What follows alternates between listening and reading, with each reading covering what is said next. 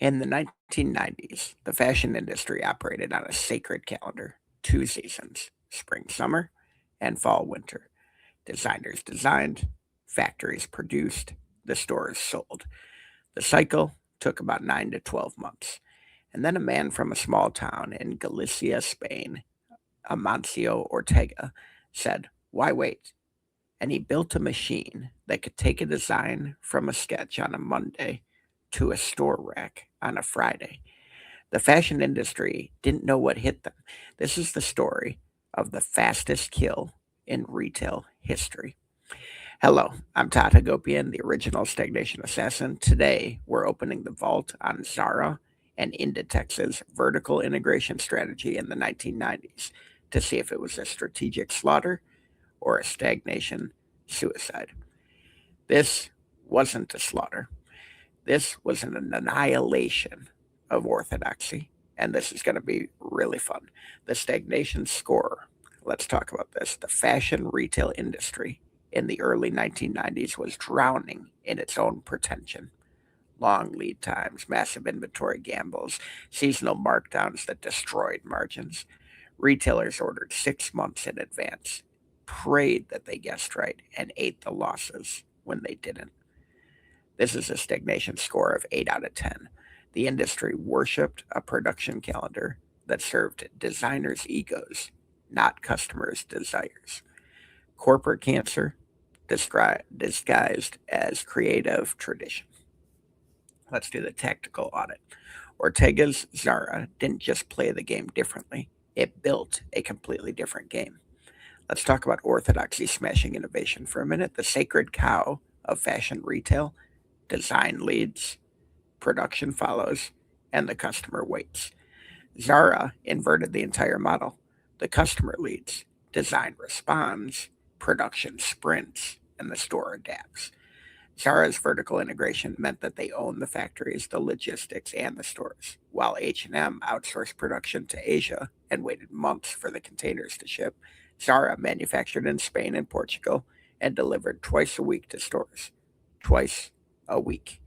That meant Zara could spot a trend on the Milan runway and have a version in stores within 2 to 3 weeks, when their competitors needed 6 to 9 months. That's not a competitive advantage. That's a temporal weapon. As I like to say, lead time is a hell of a drug. The 70% rule: Zara's clothing isn't perfect. Fashion purists will tell you that the fabrics are thinner, the stitching is less precise, the construction is less durable. But Zara doesn't care, because the 70% rule said execution at speed beats perfection at a standstill. Zara doesn't make clothes that last forever, they make clothes that are right now. And right now, at an affordable price, beats timeless that arrives 4 months too late. Zara's operational rhythm was on autopilot. They assessed in real time. Every store reports daily sales back to the headquarters.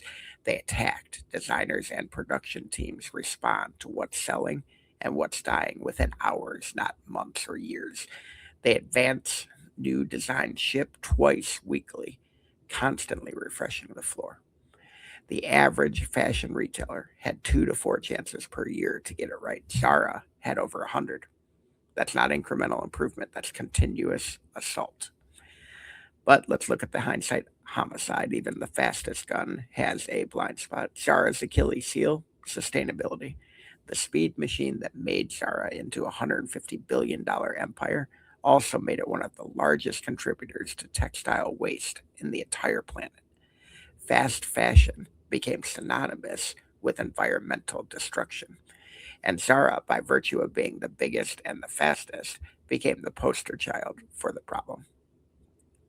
If Ortega had applied the HOT system to long term environmental metrics with the same rigor that they applied it to the sales data, Inditex could have led the sustainability revolution instead of being dragged into it by activists and regulators. The second flaw: overdependence on physical retail. Zara was late to e commerce. The speed advantage that dominated brick and mortar was harder to translate online, where Shein and other ultra fast digital natives eventually applied Zara's own playbook at even greater speed, with zero physical stores and rock bottom prices. So, live by speed die by someone even faster. The verdict: Zara's vertical integration strategy in the 1990s was one of the most devastatingly effective business models ever conceived. Amancio Ortega didn't just disrupt fashion retail, he demolished it and he rebuilt it in his own image. So the kill rating here, despite some of the homicide ratings, is 5 out of 5. 5 kills, maximum rating, legendary execution. Ortega took a fragmented, ego driven, stagnant industry and imposed a system of speed, responsiveness, and relentless iteration that made him one of the richest humans who has ever lived. The sustainability and the digital blind spots are real, but they don't diminish the strategic perfection of the original kill here. So, in closing, if you want to learn how to build speed into your business model, we talk about that a lot. Go to toddhagopian.com and stagnationassassins.com for the world's largest stagnation databases. Pick up my book, The Unfair Advantage: Weaponizing the Hypomanic Toolbox. And remember to continue to declare war on stagnation with us here every week.